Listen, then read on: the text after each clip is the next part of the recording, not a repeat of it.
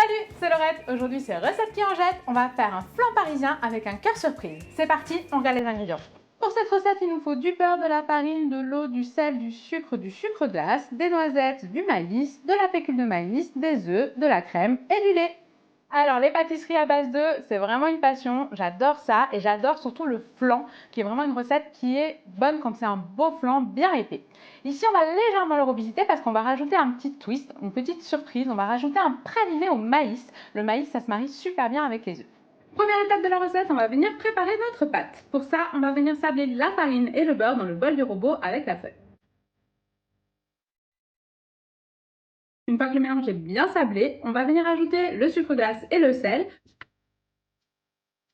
Puis on va venir précipiter les jaunes d'œufs et on rajoute l'eau. Là, on arrête de travailler la pâte, on va la finir avec la paume de la main. C'est une pâte qu'il ne faut pas trop travailler, sinon elle a tendance à se rétracter quand on l'étale.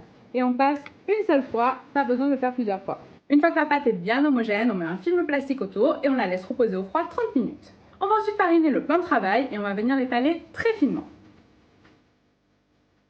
On va détailler dedans un disque et deux bandes pour pouvoir foncer notre moule.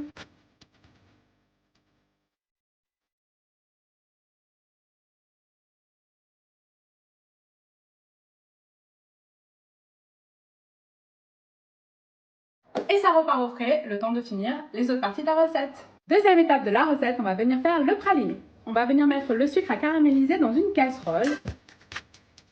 Et pendant ce temps, on va légèrement torréfier des noisettes. On se prépare une petite plaque avec du papier sulfurisé, les noisettes qui sont très légèrement torréfiées et on va rajouter notre maïs. Et une fois que notre sucre est caramel, on le coule sur la plaque. Et ensuite, on va le casser en morceaux, mettre dans un mixeur et mixer pour obtenir une pâte de praliné.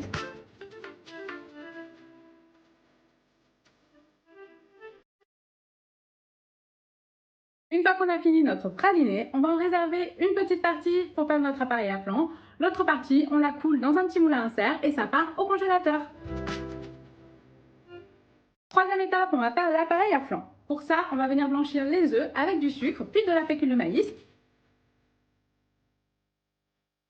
Et on finit par y ajouter un petit peu de notre praliné.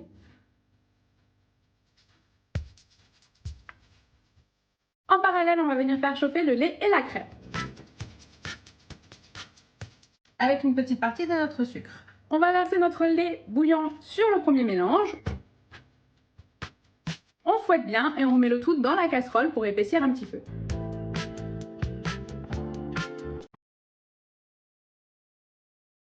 Ça va durer à peu près 2-3 minutes. Une fois que c'est bien épaissi, on laisse de côté et on va passer au montage. Pour le montage de notre flan, on va récupérer la pâte qu'on avait mise au froid. On va verser une petite partie de notre appareil à flan dans le fond.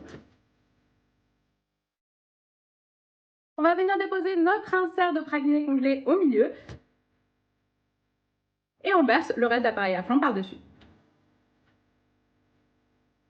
Allez, pour la cuisson, ça se passe au four 180 degrés pendant à peu près 30-35 minutes. Il faut que le dessus soit bien cuit et l'intérieur un peu bleu-bleutant. On va devoir le laisser prendre au froid. Je sais, les gourmands, ça va être compliqué. Une nuit pour qu'il soit bien en texture, qu'on ait vraiment quelque chose qui se tienne bien et un cœur bien coulant. Une fois qu'il a cuit et refroidi pendant minimum 2 heures, on le démoule. On va y mettre un petit coup de lustre. Alors ici, j'ai pris du nappage neutre, mais on peut le faire avec de la gelée de coin ou de la gelée de pomme. On va venir mettre un peu de sucre glace sur les bordures.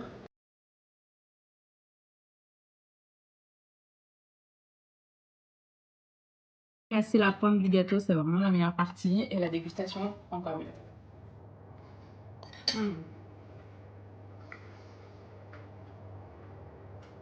On l'entend, il y a le praliné qui est encore un peu craquant, légèrement croustillant et en même temps on a vraiment la richesse du flan, le moelleux. C'est top, je vous conseille de le faire à la maison. Moi je vous dis à très vite pour de nouvelles recettes. Ciao!